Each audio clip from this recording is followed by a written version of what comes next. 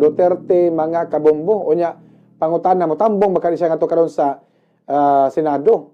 Kay naguna si kanhi Presidente Rodrigo Duterte og mga kabanay sa mga biktima sa extrajudicial killings sa AJK og 30 ka uban pa ang gipang imbitar sa War on Drugs investigation sa Senado karong Lunes. Ipahigayon karong Lunes, Oktubre 28 ang hearing sa Senate Blue Ribbon na subcommittee nga gipanguluhan ni Senador Coco Pimentel mga kabombo. Gawas kang Duterte giimbitar usab si kanhi Senador Laila de Lima o gauban pa mga personalidad sama nila ni kanhi Philippine Charity Sweepstakes Office sa PCSO, General Manager o retired Police sa Colonel Royena Garma o kanhi Iloilo City Mayor Jed Babilog.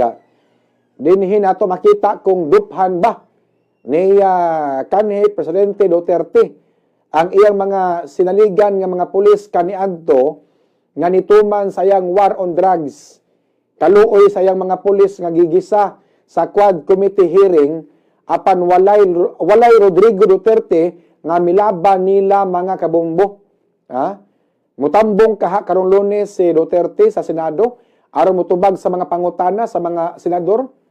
Kung tinuod man gani, nagtuo man ko nga usa sa mga ipangutana. Nagtuo ko nga usa sa mga ipangutana ani sa mga senador mao ni tinuod ba nga dunay reward system sa war on drugs mga kabombo sa Duterte administration? Ato na lang abangan ang susunod na kabanata tungod kay gimbitar si kanhi Presidente Duterte sa Kongreso sa Quad Committee mga kabombo apan wala mupatimaw niadtong pagka October 22 si Duterte kay nasakit siya og duna siya gihambin pod nga kuan kanini ang balatian nga matupa not feeling well siya niadto tungura mga kabombo.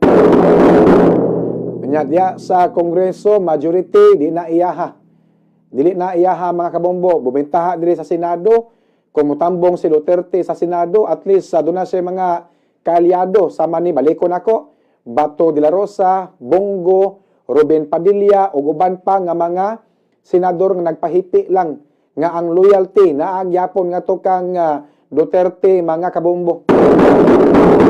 Rari ka dres Congress, mura og magisag yun og maayo si Duterte kay murag ang loyalty diya sa Kongreso mura magtuwa man kang Romualdez mga kabombo. Imbes ang ato ang purpose ani in aid of legislation. Ang uban kinapagitang gilas, ang uban gitake advantage ang kahigayunan, ang uban gisakyan sa pamulitika in aid of next election ang nahitabo mga kabombo. Gisakyan sa uban sa mga pamulitika mga kabombo, no? Unya tarawa to mga pulis nga gisaligan ni Duterte. Kanini ang duli pipila ka mga congressmen mangutana sagol pangasaba. Mangutana sagol pangasaba murag na low moral in town kayo ang katong mga pulis mga giimbitar didto mga kabombo. Okay, na uban mga kongresista mangutana sagol pangasaba. Na low moral ang mga pulis unya dapat mo depensa si Duterte nila kay mo man insultin ni Duterte kaniadto siya pay presidente magkalit-silitsi na gani ang iyang war on drugs. Andam kuno siyang modupa sa mga pulis, andam siyang magpapreso alang sa mga pulis nga iyang gitahasan sa war on drugs mga kabombo. Kay matod pa ni kanhi Presidente Rodrigo Duterte, I will take full responsibility. So kung sa may tabuan iyang akuhon ang tanan nga mga responsibilidad karon kay giokay naman ang war on drugs niya nga daghang patay mga kabombo. Matod pa ni Jove Espinedo, ang tinuod nga kriminal nara kuno sa PNP organization mga kabombo.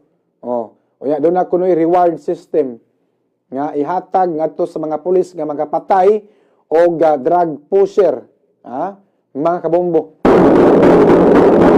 Pero mangutana ko ninyo, unsa magyoy maayo nga epekto sa shabu Nakatabang ba ning mga drug pusher sa atong komunidad? Nakatabang ba ning mga drug pusher sa ato ang katilingban? Daghang naguba ang kaugmaon gumikan sa shabu. Daghang naguba ang pamilya gumikan sa shabu.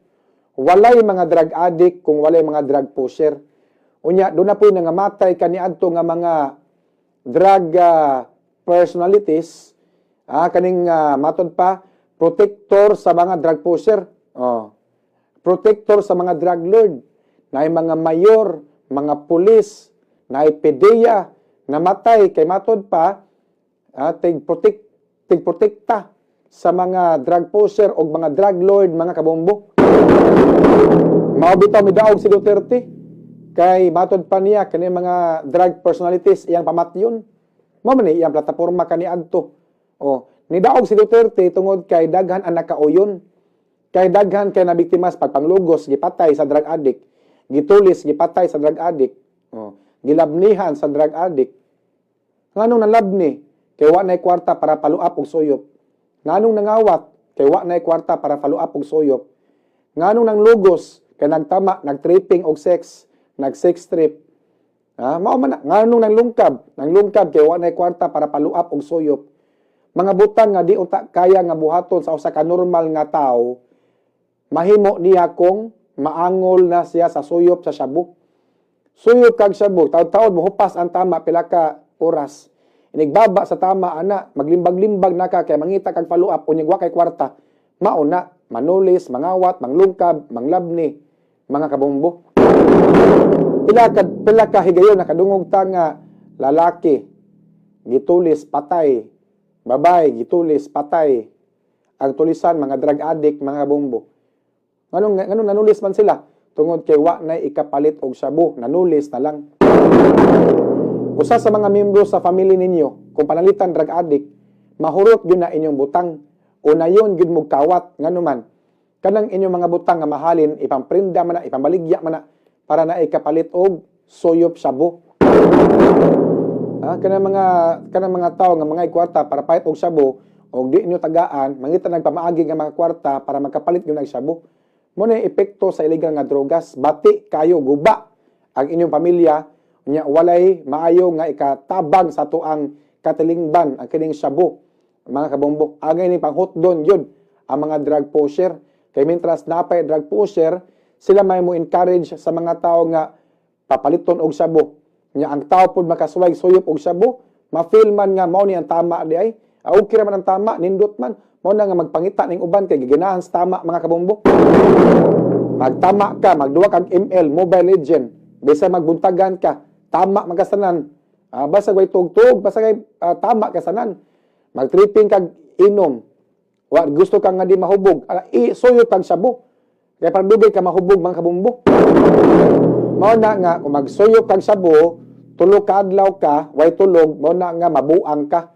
Kay tulo ka adlaw way tulog, tulo ka adlaw way kaon, mao na nga mabuang ka ana. Kisa may di mabuang anang tulo ka adlaw way kaon, tulo ka adlaw way tulog, kay nagtama ka shabu. Wala makadaot gina ang shabu, mga kabombo. Pero ang tama niya na, kay matod pa sa nakasuway, lami kinong paminaw.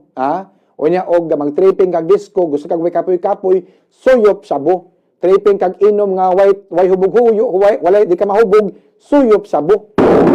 Kaya mahal ang shabu, 200 gamay kayong sachet. Reklamo mo, mahal ang bugas, ang kilo, 60. Yaday shabu, tag 200 gamay kayo, way reklamo mga drug addict. Naglibog lang ta. Reklamo ng mga tao kay ang bugas kuno mahal na kayo, 60 ang kilo. Di mga drug addict ko, wa man mga reklamo nga mahal kayong shabu, tag 200 ang sachet, gamay kayo na malit man lang gihapon. Wa gyud ni ayo, balik ko nako, way ayo ang shabu. Makabuang na, kabantay mo ng mga buang skulon naglakaw-lakaw, naghubo tanan kita ng mga pribado nga lawas. Nabuang man na, nang addict na sa shabu, o yan, nangabuang mao na, naglatagaw ng makabombo. Resulta na sa shabu. Kabantay mo ba, magtabi sila lang usa. Mugkatawa sila lang usa. Nayabag naman na kay, naliso ng panghuna-huna, mga kabombo, gumikan sa shabu. Alas 8:51, ato sa Gapalotso, pila ka